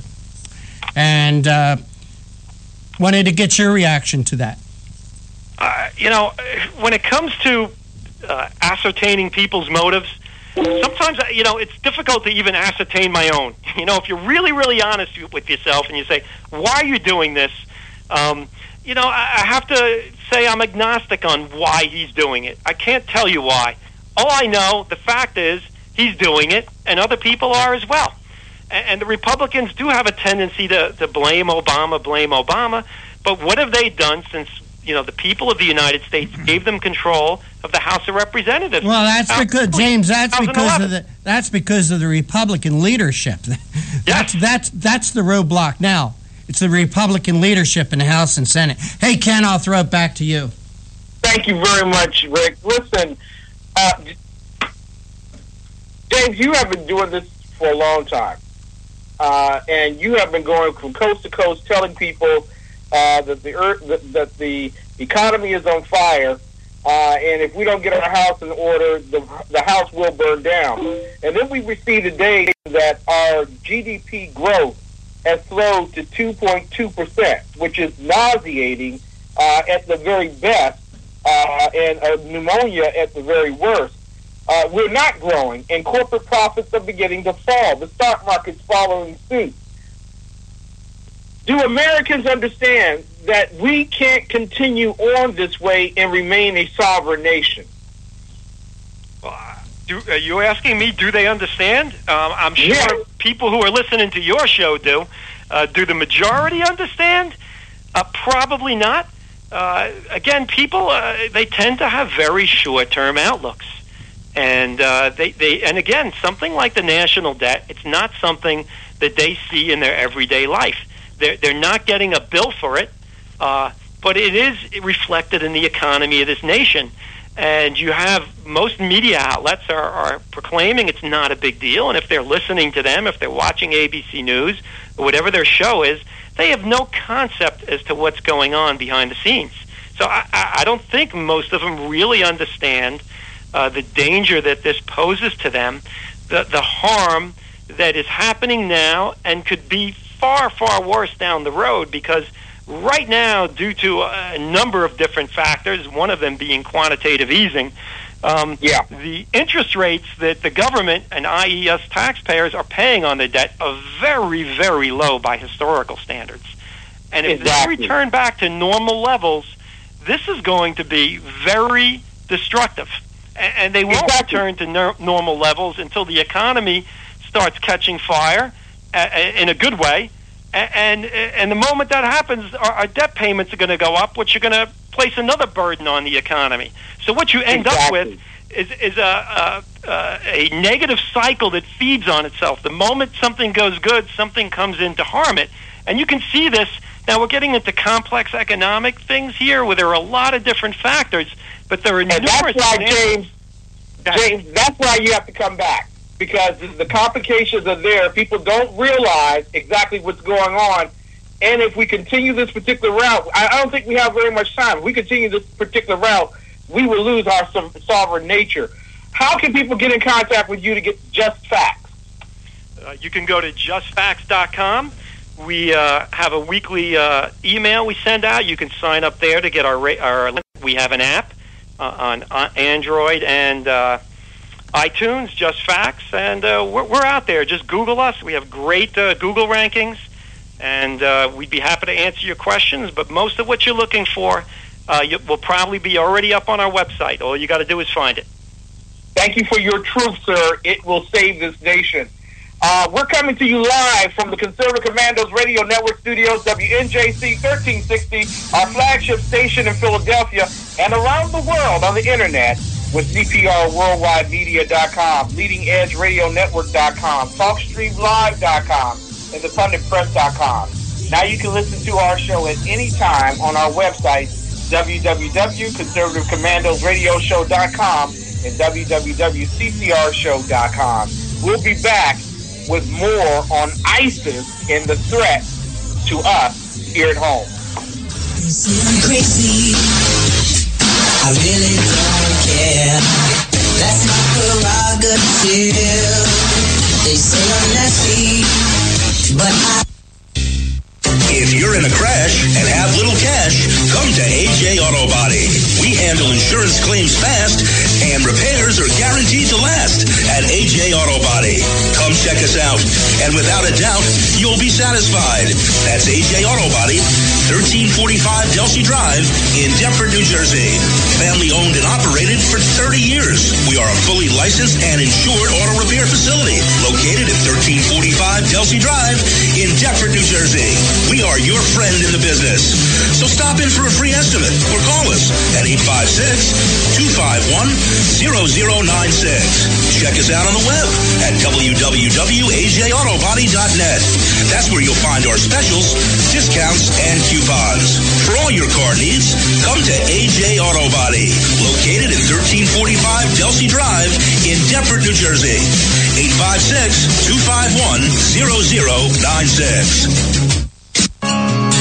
I started out with a 410 and moved to a 20 gauge. Attention! This is a special announcement for members of the National Rifle Association. If you're a member of the NRA, vote for Bob Biden Jr. from Glassboro, New Jersey for Board of Directors. Bob Biden is an NRA benefactor member and a member of the NRA Board of Directors for 15 years. He's a vigorous supporter of the Second Amendment and conservative talk. Prime sponsor of the Conservative Commandos radio show. He has testified before legislatures. He's a media spokesman and debater, and he's defended vicious attacks against firearms ownership, challenged semi-automatic ban in federal court, and forced revision of M1A and AR-15 bans. He's a political strategist and consultant for pro-gun candidates, and he fights international anti-gun regulations and UN gun ban schemes. Bob promotes development while defending shooting ranges against arbitrary closure by anti-gun bureaucrats. He is the former chairman of the NRA Range Development Committee and president of the New Jersey Retail Firearms Dealers Association. Bob Biden is a humanitarian who founded Operation Footsteps, and he has bought, collected, and distributed over 77,000 pairs of shoes to needy children in Africa. Bob Biden is a Christian, gun owner, and a defender of the First and Second Amendment rights. Again, if you're a member of the NRA, vote for Bob Biden Jr. from Glassboro, New Jersey for NRA Board of Directors. Treating me like you want to be treated, and that's what I call man. This is Pastor Christina Lamanier. In these changing and troubled times, there is only one place of safety, and there is one true anchor that will hold you in spite of the storm. He is a person like no other, and his name is Jesus Christ. God will never stop proving his love to you, and even now, his love is reaching out to bring you peace, redemption, and everlasting life. Hebrews 6:19 states, we have this hope as an anchor for the soul, firm and secure. His mercy is always new, and his grace is continuous. Please contact us at Restoring Hope Community Church for any prayer needs at rhccindy.com. It would be such a privilege to pray with you personally. Once again, that's Restoring Hope Community Church, rhccindy.com. The Conservative Commandos radio show is expanding to become the Conservative Commandos radio network. We're establishing a front line of conservative radio broadcasters and ironclad patriots to declare war against the madness of liberalism and the Obama administration. Are you tired, as I am, about the disregard for our Constitution? Do you still have faith? Dream? Are you looking for sensible, smart radio? If so, listen to the Conservative Commandos Radio Network every weekday from 11 a.m. to 5 p.m. on WNJC Radio 1360 a.m. or around the world on the internet at WNJCradio.com. Check out our websites, ConservativeCommandosRadioNetwork.com and CCRN.com for rebroadcasts and network updates. We are the Conservative Commandos Radio Network, where even more newsmakers go to be heard.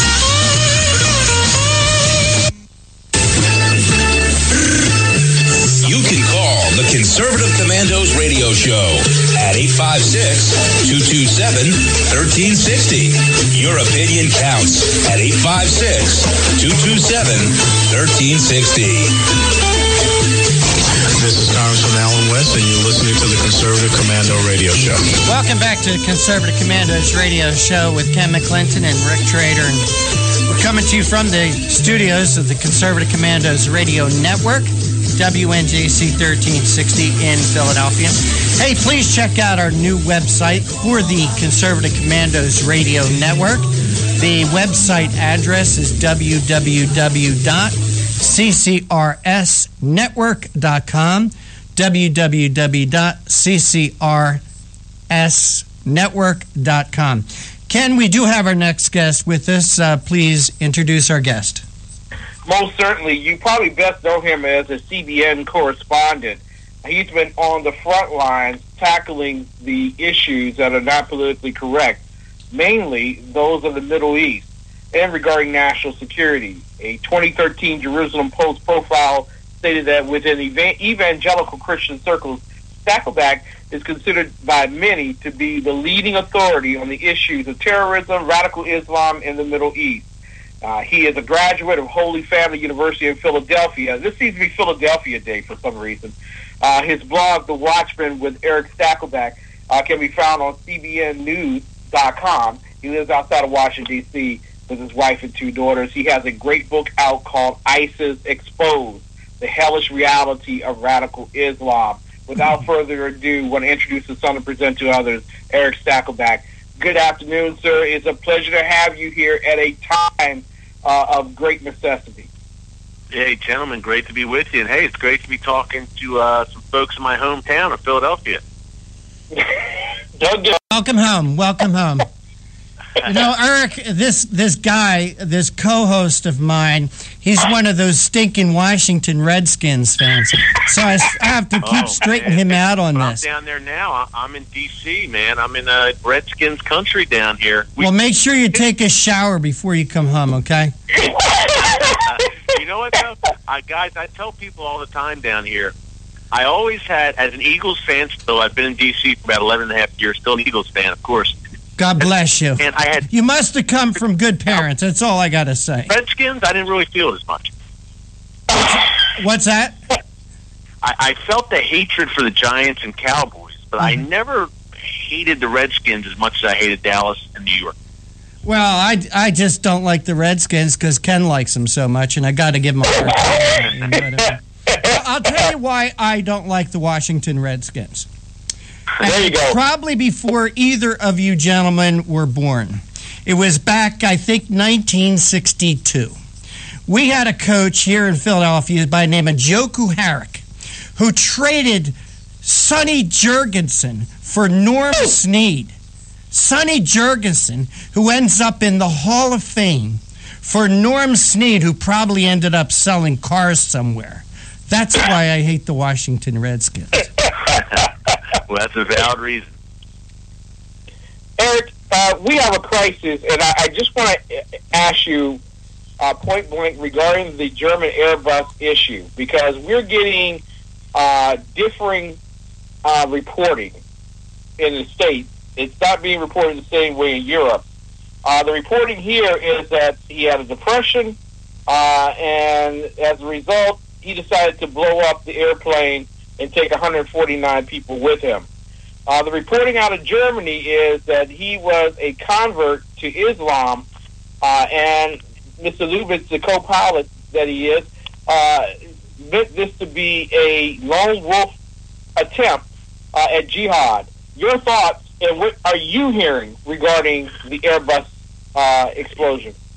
You know what, guys? With these air crashes, and I had this last year with the Malaysia plane disappearance. There was another plane disappearance in the fall, I believe.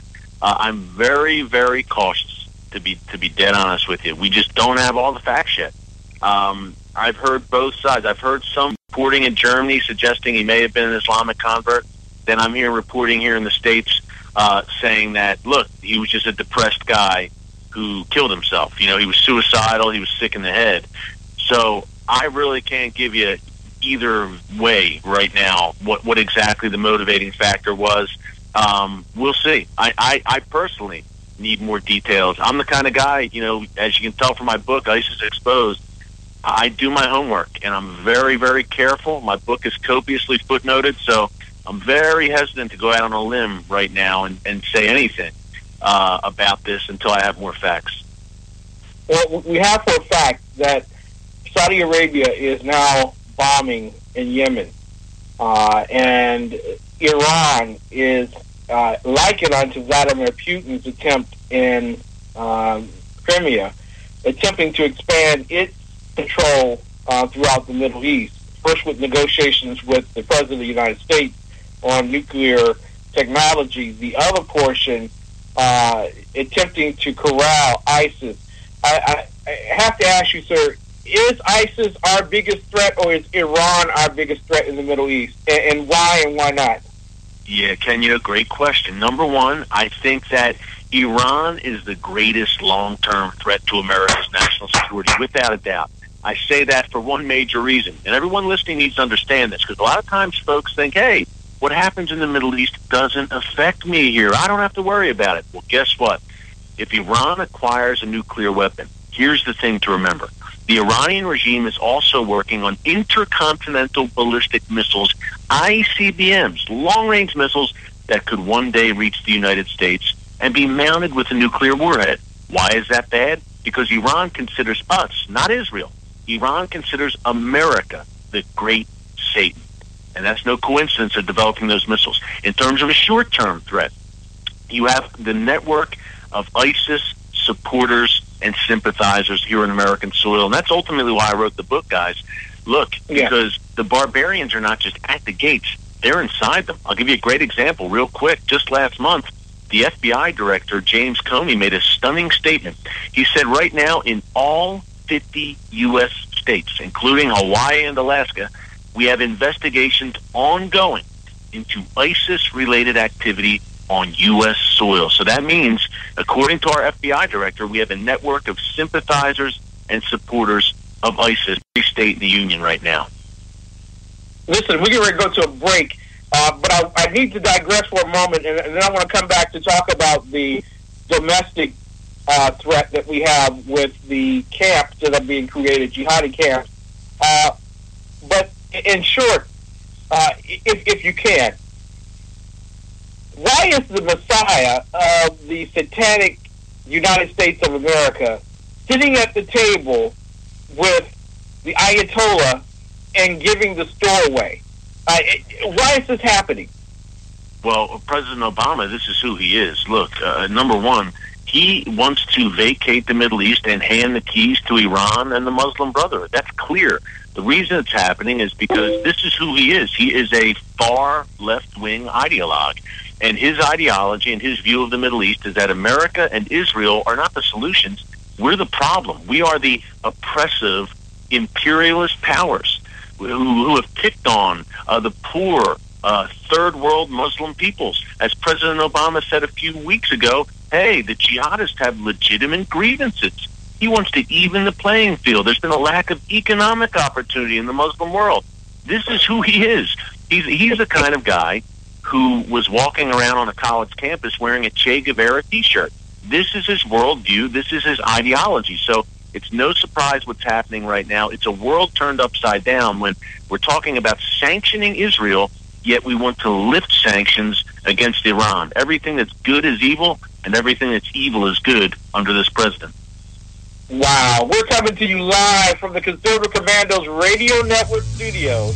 WNJC 1360, our flagship station in Philadelphia and around the world on the internet with CPR, worldwidemedia.com, leadingedgeradionetwork.com, talkstreamlive.com, and thepunditpress.com. Now you can listen to our show at any time on our website, www.conservativecommandosradioshow.com and www.ccrshow.com. We'll be back with Eric Stakelbeck and more about ISIS and the threat, both foreign and domestic, that we will be facing. Yeah, that's my prerogative. They say I'm nasty, but The Conservative Commandos radio show is expanding to become the Conservative Commandos Radio Network, establishing a front line of conservative radio broadcasters and ironclad patriots to declare war against the madness of liberalism and the Obama administration. Are you tired, as I am, about the disregard for our Constitution?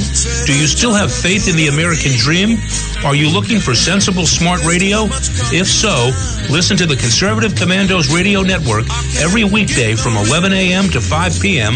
on WNJC Radio 1360 a.m. or around the world on the internet at WNJCradio.com. Check out our websites, ConservativeCommandosRadioNetwork.com and CCRN.com for rebroadcasts and network updates. We are the Conservative Commandos Radio Network, where even more newsmakers go to be heard. Hi, this is Bob Viden, owner of Bob's Little Sports Shop in Glassboro, New Jersey. I've had the opportunity to travel in many foreign countries, and I've seen what happens to people when they lose their freedom. I wrote this poem. Give us freedom was the cry as they marched throughout the night. At Concord Bridge in Trenton, for freedom they would fight. To build a nation that would last with peace and liberty, it is a job that's never done if we are to be free.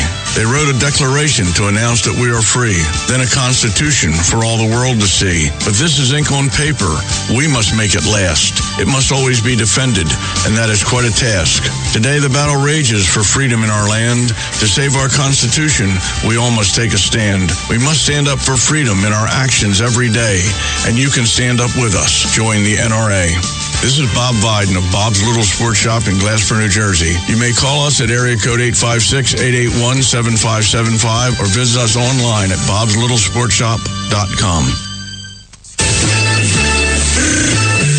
You can call the Conservative Commandos radio show at 856-227-1360. Your opinion counts at 856-227-1360. This is Congressman Alan West, and you're listening to the Conservative Commando Radio Show. Welcome back to the Conservative Commandos Radio Show with Ken McClinton and yours truly, Rick Trader. For rebroadcast of our shows, please check out our websites, ConservativeCommandosRadioshow.com or CCRShow.com. Or any morning at 9 a.m., log on to LeadingEdgeRadioNetwork.com. You can also hear rebroadcast of our shows from your telephone by calling 832-999-1199. Ken McClinton is my co-host today, and Ken, please pick up the interview.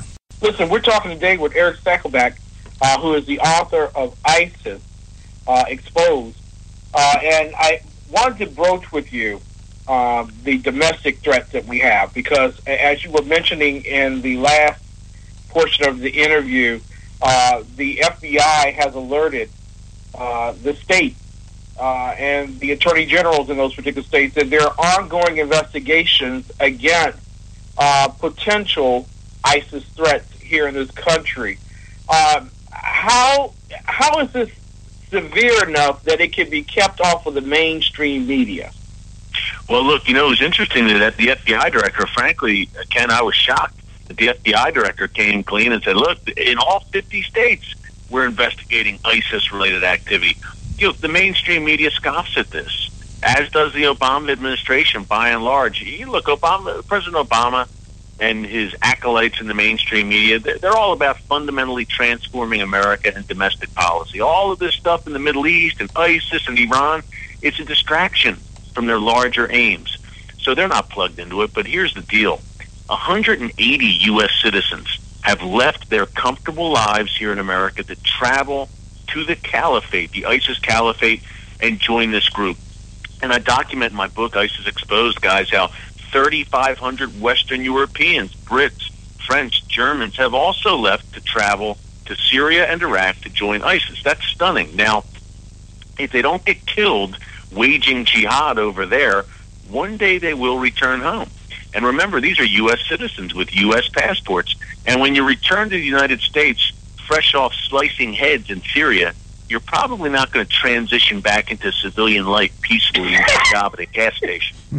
So, look, it's an imminent threat, gentlemen. Not only do you have people traveling there to train with ISIS, you have the homegrown people here who ISIS calls city wolves. They're telling them to rise up in their own backyards. Think of what happened in Paris back in January. Just 2 men were able to kill 17 people, shut down the city of Paris, and capture the international media cycle. Think of the Boston bombers 2 years ago. Yeah. Same deal. That's what ISIS wants to do. I outline the strategy in the book. They want to turn America and Europe into guerrilla war zones where you're seeing Boston, Fort Hood, Paris style on a regular basis. Dear Bornistan, if you could comment on Dear Bornistan and why that is such a great threat to our nation. You know, Ken, it's interesting. I've spent time on the ground in Dearborn, and that's what I hope sets this book apart. You know, I got on the ground. It's my bird's eye, on the ground, firsthand views. In Dearborn, 2 things for everyone to keep in mind. Number one, Dearborn is a hotbed of support for the terrorist group Hezbollah. But number 2, there's a guy named Jabril. He's an imam who also lives in Dearborn, and this guy is a rock star to ISIS. ISIS follows him on Facebook, on Twitter. He's very, very popular among ISIS fighters. This imam based in Dearborn, Michigan. Now, he's done jail time. He's on probation right now. But last I've checked, which was very recently, because I talk about him in the book, he was living in Dearborn, Michigan, a free man. And this guy is, look, he has devoted followers among ISIS's ranks. This is in Dearborn. This is the Midwest of our country. By the way, I have another chapter in the book called The Islamic State of Minnesota. Kind of tongue-in-cheek, kind of not.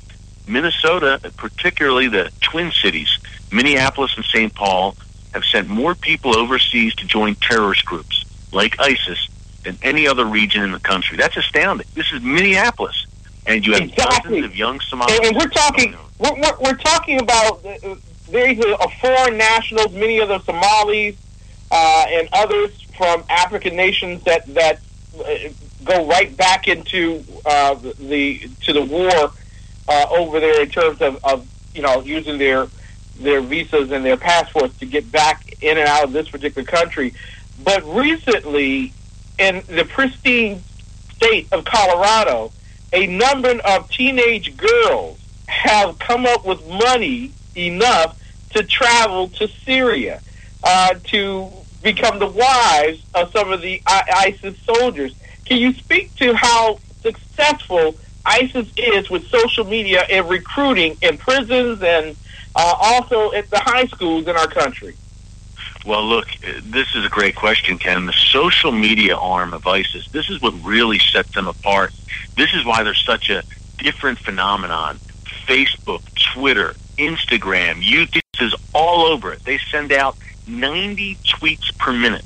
That's stunning. Wow. They're so focused on social media. And the key thing to remember here is their social media operations are controlled by Westerners who were born and raised here, who understand the culture, who know exactly how to speak to English-speaking people. Also, they pour hundreds of thousands of dollars into these slickly produced propaganda videos that look like Hollywood action flips. So they're using that to appeal to young people. It's very effective. And with the women, as you mentioned, these young girls, and again, a lot of this is happening online. They're chatting with ISIS fighters online, teenage girls.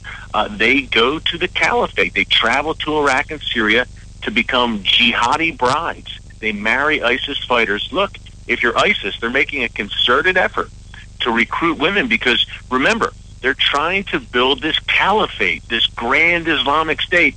And to build this caliphate, you need women. You need to reproduce more holy warriors. That's the way ISIS looks at it. But a lot of these girls, when they go over there, Ken, they had no idea what they were in for. They want to leave, but it's kind of like the Hotel California. Is ISIS. You can check in, but you can never check out. You can never check out. Listen, people need to get your book, ISIS Exposed. And we're going to talk about how to get that in just a moment. But I have to ask you this final question because I think it really hits home to those who are sitting here and thinking that this couldn't possibly happen to me. It's the whole idea of the swagger. And forgive the terminology that I'm using, but we started off with the Redskins, the Giants, and the useless Eagles. And we talked about, the affinity that we have for these teams, the allegiances that we have. But there's a certain swagger that comes with that, and that's very attractive when you are a loser who wants to take someone out with an airplane and kill 150 people. Why is that such a big commodity for ISIS at this point? Well, look, their swagger, their audacity, their boldness is a big, big attraction. Remember, Ken, at the end of the day, success breeds attraction. And ISIS is not only successful. Look, they control 35,000 square miles of territory in the heart of the Middle East. That's an area the size of Great Britain. So not only do they have success, but like you said, they have a swagger about it. They're doing it with attitude. They're doing it on Facebook, Twitter. They're making jihad. I document in the book how they're using hip-hop music to connect with people. On Twitter, they'll talk about Hollywood movies. So they're giving off this impression that they're cool, and they're chopping heads and they're burning people. And the crazy thing is, Ken, here in the West, we have a millennial generation that's been weaned on these violent video games, on violent horror movies with realistic death and torture scenes. They're almost desensitized to what ISIS is doing in many cases. Exactly. Eric, how can people get your book, and how can parents get this book so that they can read it and be prepared for what's coming their way? Well, Ken, thanks so much for having me on. The book is ISIS Exposed. You can buy it at Amazon.com, Barnes & Noble, wherever books are sold from coast to coast, and my website is ericstakelbeck.com. Thank you so much, Eric, for coming on today. Rick? Yeah. Take it away. Ken, I want to thank you for sitting in today as my co-host. We've had a great show, a lot of great guests, but for right now, we're out of time. We got to run. We got to go. Take care. God bless. We'll see you next week on the radio. Have a great weekend. God bless.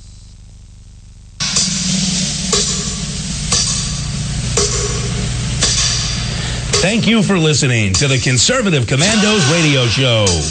Huge thanks to our co-hosts, contributors, patrons, callers, and our friends at WNJC 1360 and WIFI 1460, where we broadcast live every Monday through Friday, 3 to 5 p.m. Eastern and 2 to 4 p.m. Central.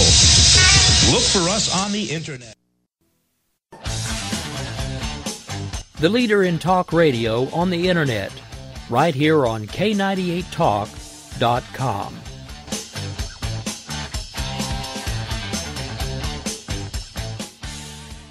When our water heater broke down last month, it was a nightmare. It took 5 hours for the plumber to show up, and he charged us a couple of $100 just to come out. And then it cost another $1,800 to put in the new water heater. By the time it was all said and done, I felt like I'd been taken. But what else could I do? The smartest thing you can do is get a home warranty from American Residential Warranty. Their home warranties pay to repair or replace all your major appliances when they break, and they will break, and at the worst possible time. Call American Residential Warranty right now for free information on home warranties starting at just pennies a day. Don't wait for your refrigerator to stop running or your ceiling fans to stop turning. Call American Residential Warranty right now. Ask how you can save up to 50% on washer and dryer coverage. Just call 1-800-513-6154. That's 1-800-513-6154. Again, 1-800-513-6154. Call now. Tired of paying outrageous prices for Viagra? Well, we have great news for you. Now you can finally get Viagra at huge discounts. Healthy Man allows you to save up to $500 on Viagra. Why pay U.S. pharmacy prices of $15 per pill or more when you can get Viagra for less than $3 a pill? Call today and get 40 Viagra pills for only $99. This can cost as much as $600 at your local pharmacy. You can't afford not to call us. If you want Viagra at the lowest prices, never pay $15 a pill pharmacy prices again. Get Viagra for less than $3 a pill. Call 1-800-516-7602 today and save up to $500 and get 40 pills for just $99. Healthy Man is fast, easy, and affordable. Operators are waiting at 1-800-516-7602 to take your call right now. Call 1-800-516-7602. That's 1-800-516-7602. Again, 1-800-516-7602.